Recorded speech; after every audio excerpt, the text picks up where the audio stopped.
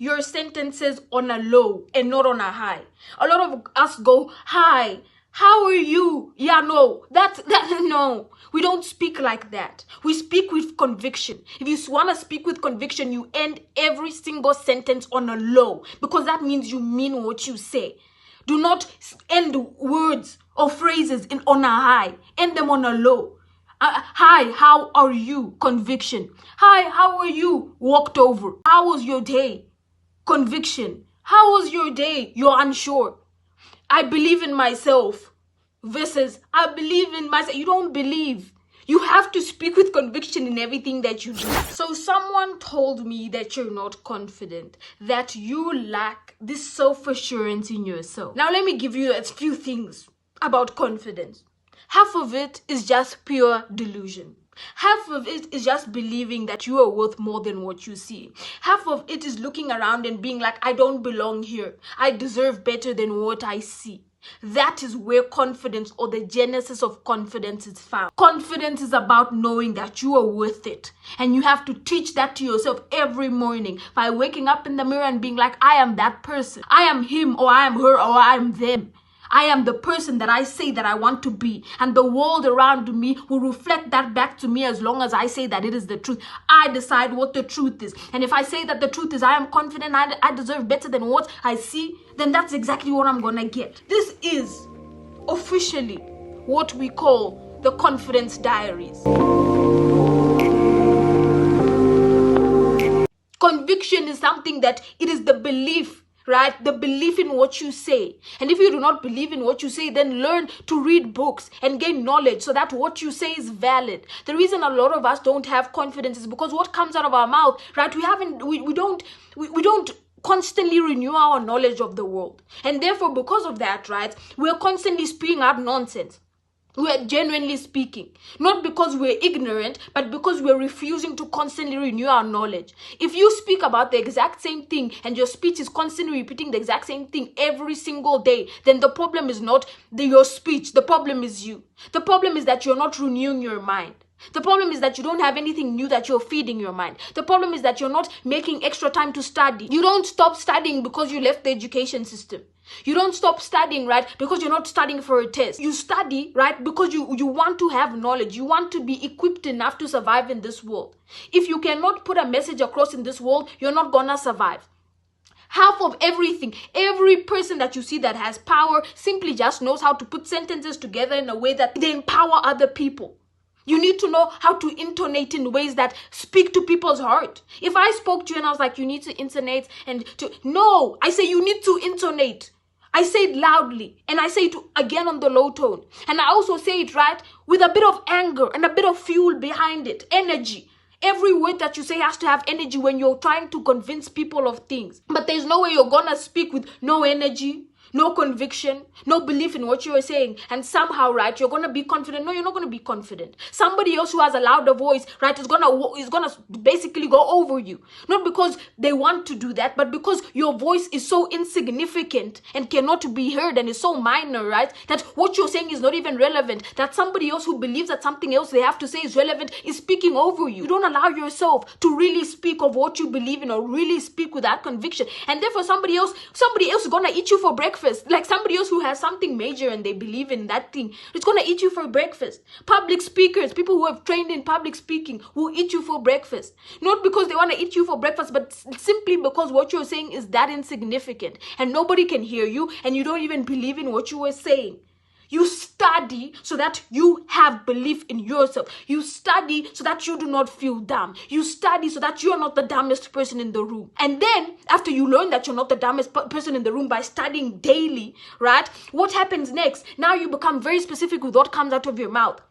The most confident person is the person who has knowledge but doesn't say anything. In fact, they know more than you, but they don't speak. What you take in, right? Your habits and behaviors are portrayed in everything that you do. I can tell your fitness levels simply by your energy levels. I can tell your confidence level by simply how you speak.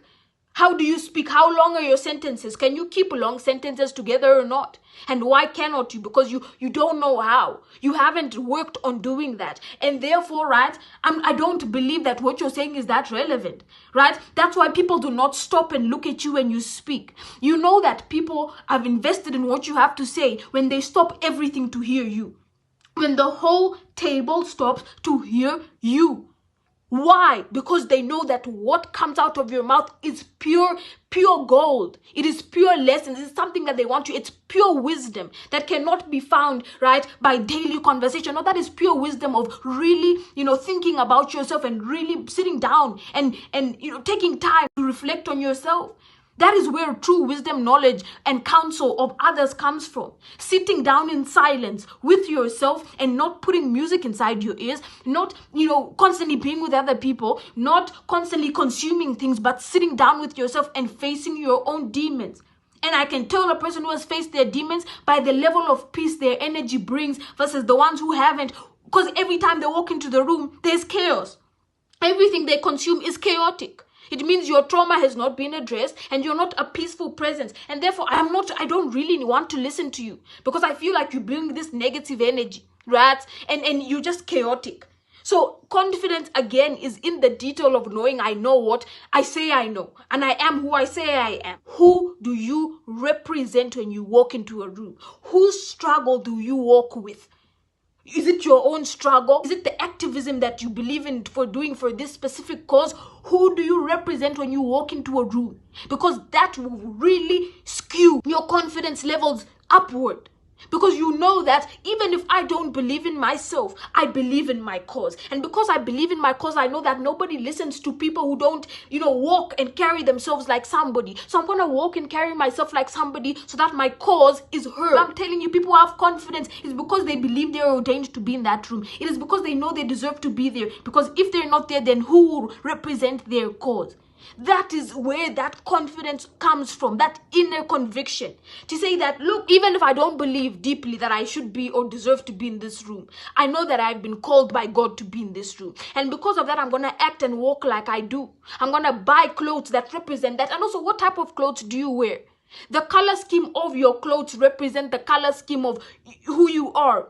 Your identity is represented in your clothes. The same, primary, secondary colors we learned in high school or prep school. It is those same colors that, again, evoke things in us. Colors evoke emotions in us. So what you wear matters. And the color of what you wear matters. I believe a person in a tux, right? Even if he may not have all the knowledge, more than I believe in somebody who's just wearing, any other clothes. Every little detail matters as to how people choose to respect you, see you, believe in you. If you wear, a sundress to a meeting for a business, obviously people, we're not going to take you that seriously. You can wear a sundress to go to a picnic. You can wear a sundress to go to a certain place. But what does, pink evoke? Pink evokes, fun and triumphant. Yes, I get it. But at the same time, if we were here speaking about business, and in business, we know that anybody can do, do a side deal when we are present, right? Then I'm not going to wear all these flowery clothes. No, I'm going to wear black so people know I'm serious. People know that you cannot miss me in this deal. People know that you cannot play with me in this deal because I take my clothing seriously in my colors that I know it evokes.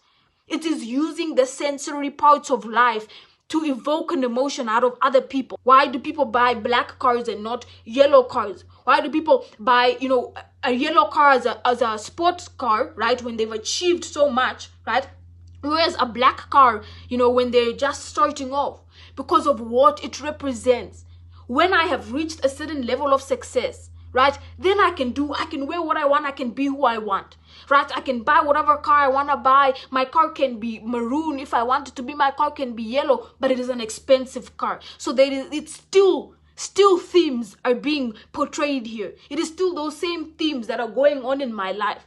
And now I have all the money to buy a fast car, right? So I can wear what I want, but I've already achieved what I want to achieve. I already have the money. Now I'm already the person who is in a position to make decisions in this world, right? But before I am there, right, I'm going to wear the suits and I'm going to make these themes, right, match in my life, so that people see me walking into a room and they're like, yeah, that is somebody who, I respect. I can clearly see that true essence and energy that you carry, and immediately I'll react to it by giving you the respect that you deserve. Just develop an alter ego, a version of yourself that is the best version of yourself, the version of yourself that, doesn't accept certain people into your life, that has standards, that doesn't chase other people, that does all the energy work, that is just the best version of yourself. That is your alter ego, and you start to act like that person.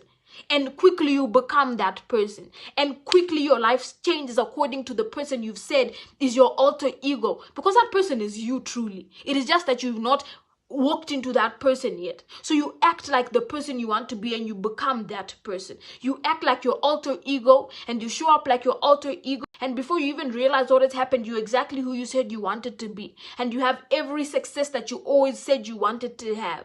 Your alter ego is the version of yourself that is the best version of you, that doesn't care what other people think, that is unconcerned with the world like that is not comparing themselves. Nobody's the best version of themselves, that has, destroyed anxiety, destroyed negative self-talk, destroyed all other self-destructive behavior, destroyed vices, and who uses virtues. That version is you. Deep down, you know exactly who that is and who I'm speaking about. You know that person. And even if you have to write a list down of who that person is, you do it. You don't just wake up and become alter egos. We plan it out. Every single day we have a plan for our lives. And we evoke which alter ego part we want to bring out. And then from there we become that person slowly. We do not grow confidence in a day. It is a very gradual process. Sometimes that is painful because you have to unlearn versions of yourself that you once were. But quickly, you become that person as long as you're willing to grow into them. That is how self-confidence is built. Self-confidence is a practice. The same way you practice your faith is the exact same way you practice self-confidence. It's the exact same way you show up for yourself every single day. It's the exact same story. The way you have a daily planner, you also have a planner of self-confidence for the day. Same story, same group chat. All of these things are curated. All of these things are specifically detailed, written out, and that is how you embody them. Confidence is not about how you feel, it is about how you act. Confidence is more building a character trait than it is a quality that one is born with, or a quality that one must feel like. We don't feel like things. We never really feel like we deserve to be in rooms, but we still enter those rooms. We grow into who we need to become. We do not lower ourselves, restrain ourselves from growing out of fear. No, we meet the standard at which we say we want to set for ourselves. That is how we build confidence. That is how we look at ourselves in the mirror and believe in who we say that we are. These things are built, not given. Who were you before the world told you who you had to be, and before the world told you what self-confidence had to look like? Who are you? Who do you represent when you walk into a room? And who is your alter ego? And how can you become them? How can you actualize them into your actual life? And quickly, you will become the best version of yourself.